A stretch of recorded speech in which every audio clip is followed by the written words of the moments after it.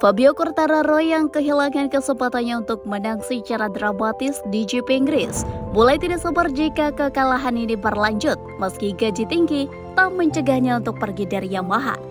Dia berkata, "Saya percaya pada Yamaha, tetapi saya tahu bahwa jika tidak berhasil, saya akan beralih ke proyek yang sudah siap." Kalimat yang menyeratkan bahwa pembalap asal Prancis itu menegaskan bahwa tidak akan ada kesempatan kedua bagi tim yang bermarkas di Iwata itu. Fabio Quartararo belum pernah menjejakkan kakinya di podium teratas dalam balapan MotoGP sejak 19 Juni 2022. Itu artinya sudah hampir 3 tahun lamanya. Pada balapan utama di hari Minggu di GP Silverstone, ketika ia memimpin lebih dari 5 detik, dia sudah membayangkan kegembiraan akan perayaan kemenangan pertamanya, dan satu-satunya hal yang tidak pernah dia bayangkan adalah dengan 8 lap tersisa. Ketika sepertinya tidak ada yang bisa merebut kemenangan darinya, kegagalan perangkat atau alat pada motor Yamaha-nya memaksanya keluar dari balapan dengan kondisi penuh kecewa dan membuatnya menangis. Kondisi seperti inilah yang membuat beberapa pembalap memikirkan kembali masa depan mereka, seperti yang dilakukan Marc Marquez pada tahun 2023 ketika ia meninggalkan Honda demi mengejar proyek yang lebih menjanjikan kemenangan. Dalam sebuah wawancara dengan media DAZN yang dipandu oleh pembalap dan kini presenter televisi Paul Espargaro, Fabio Quartararo menceritakan keluh kesahnya dan dengan jujur membahas kondisinya saat ini dan masa depannya. Fabio Quartararo menjadi harapan dan pembalap andalan Yamaha. Hubungannya dengan orang Jepang selalu baik, terkadang terlalu lambat. Tetapi menurut Quartararo, cara kerja mereka sudah sedikit seperti orang Eropa, katanya. Dan ia menyatakan bahwa sejak kedatangan para insinyur Italia, segalanya berjalan lebih baik.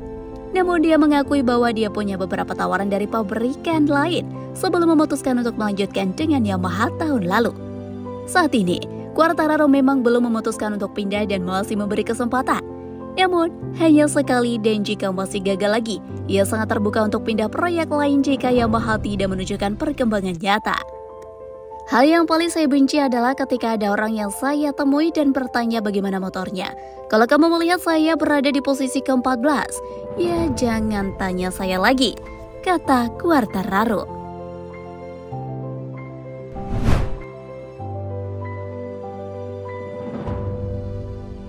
Tak hanya Francesco Bagnaia, pembalap sekelas Dani Pedrosa dan Jorge Lorenzo akan kesulitan menjadi rekan setim Marc Marquez. Menjadi rekan setim dari pembalap hebat seperti Marquez menghadirkan tantangan tersendiri bagi Bagnaia di tim pabrikan Ducati. Hingga 7 seri yang sudah dijalani pada MotoGP 2025, murid kebanggaan Valentino Rossi menapaki jalan yang lebih terjal dari sebelumnya. Bagnaia kesulitan dalam meraih kemenangan jika dibandingkan rekan setimnya Marquez yang notabene rekrutan anyar Ducati pada musim ini. Total 4 podium dengan 1 kemenangan diukir Bagnaia, di mana hasil itu tak cukup menyelamatkannya dari kritikan tajam dari banyak pihak. Pasalnya, Bagnaia sendiri gagal mencetak poin dalam 2 seri terakhir yang dijalaninya, yaitu GP Prancis dan GP Inggris. Berbeda dari juara dunia musim 2022 dan 2023 tersebut, Marquez menunjukkan dominasinya meski dalam 3 seri terakhir gagal meraih kemenangan. Rider berjuluk Baby Alien tersebut mencatatkan total 5 podium dengan 3 kemenangan yang membuatnya menduduki puncak klasemen sementara.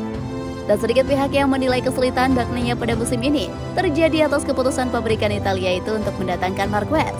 Dengan menjadi rekan setim pembalap asal Spanyol tersebut, tekanan lebih besar menghinggapi Bagnaia di mana banyak pihak menantikan pembuktian darinya. Label sebagai rider yang hebat bisa Bagnaia dapatkan ketika bisa memenangi persaingan atas Marquez dengan kondisi yang sama terutama dari sisi teknis.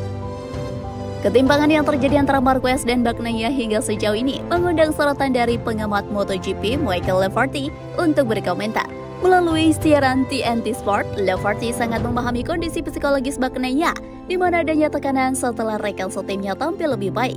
Akan tetapi, masalah yang sedang dialami rider Italia tersebut tidak sebatas hal itu saja.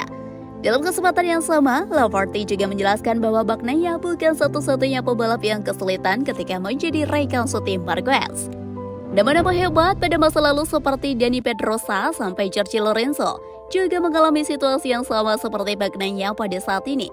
Pada musim 2024 lalu, Alex Marquez yang merupakan adik Marquez juga mengalaminya saat berduet di Gresini Racing. Performa juara kelas Moto2 musim 2019 itu lebih menggigit pada musim ini setelah Marquez mendapatkan promosi dan pindah ke Ducati.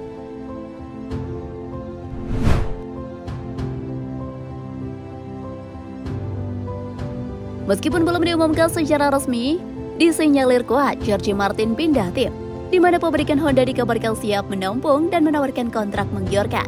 Seperti yang dikatakan Alberto Puig, hanya mau merekrut pembalap yang free, serta melihat ketegangan kontraktual dengan Aprilia.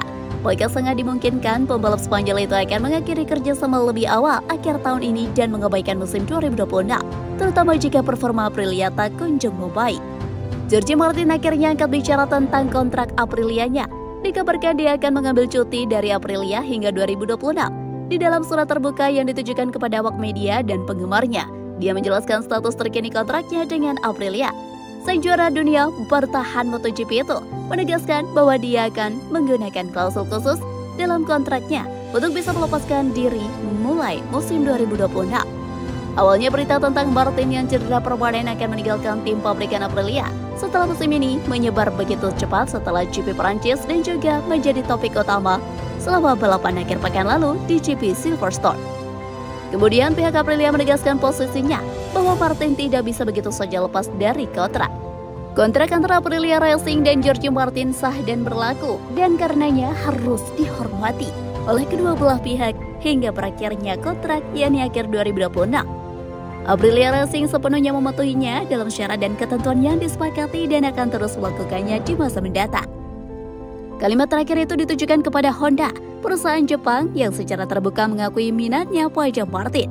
Setelah Honda tidak dapat mengamankan Pedro Acosta yang terikat kontrak dengan KTM hingga akhir 2026, mereka mengajukan penawaran kepada Martin yang juga dikelola oleh Albert Valera. Kabarnya akan ada kontrak 3 tahun dengan gaji fantastis sedang dibahas. Aprilia Racing awalnya juga membantah adanya negosiasi yang telah dilakukan antara kedua belah pihak untuk mengubah ketentuan kontrak yang tetap seperti yang disepakati semula. Tidak ada negosiasi untuk mengubah durasi kontrak. Tim tidak mengomentari hal-hal yang tidak secara langsung menjadi perhatiannya dan berharap tidak ada tim yang mencoba mendekati pembalap yang masih terikat kontrak. Perilaku seperti itu dalam hal apapun tidak sah. Jorge Martin kini berbicara kepada publik dan menjelaskan situasi tersebut secara berbeda dari yang digambarkan Aprilia.